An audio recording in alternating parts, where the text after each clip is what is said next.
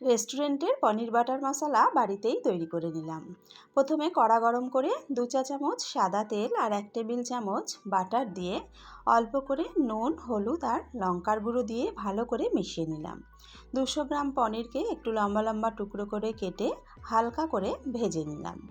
তারপর পনিরের টুকরোগুলোকে তুলে নিলাম। ওই পনির ভাজা কড়াইতে দিয়ে দিলাম আরও 3 টেবিল চামচ সাদা তেল, 1 টেবিল চামচ বাটারটা ভালো করে মেল্ট করে গেলে ফোড়ন দিয়ে দিলাম ছোট এলাচ, দারচিনি, লবঙ্গ, হাফ চা চামচ গোটা জিরে আর সামান্য একটু জয়িত্রী। তারপর দিয়ে দিলাম হাফ কাপ মতন পেঁয়াজ বাটা। পেঁয়াজটাকে লাল করে ভেজে নিয়ে দিয়ে দিলাম 2 চা চামচ আদা রসুন বাটা।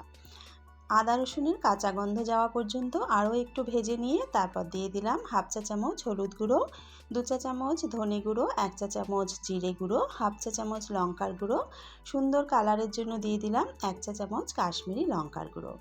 স্বাদ মতো নুন আর চিনি দিয়ে খুব ভালো করে মিশিয়ে নিলাম। তারপর তাতে দিয়ে দিলাম 2টো মাঝারি সাইজের টমেটো বাটা। টমেটোটা দিয়ে ভালো করে কষিয়ে নিয়ে তারপর দিয়ে দিলাম 1/4 কাপ ফ্যাটানো টক দই আর কাজু বাদাম বাটা। আবারও ভালো করে মিশিয়ে নিলাম।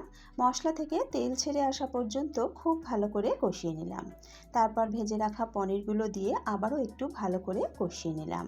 এবার দিয়ে দিলাম হাফ চা চামচ গরম মশলার গুঁড়ো আর 1 চা চামচ কসুরি মেথি। আবারও ভালো করে মিশিয়ে নিয়ে দিয়ে দিলাম 1 কাপ মতো জলটাকে দিয়ে আবারও ভালো করে মিশিয়ে নিলাম। গ্যাসের আগুনটা লোতে দিয়ে 5 মিনিট চাপা দিয়ে রান্না করে নিলাম। 5 মিনিট পর চাপা তুলে একবার ভালো করে মিশিয়ে নিলাম। মিডিয়াম আঁচে আরও মিনিট খানেক মতো রান্না করে নিলাম।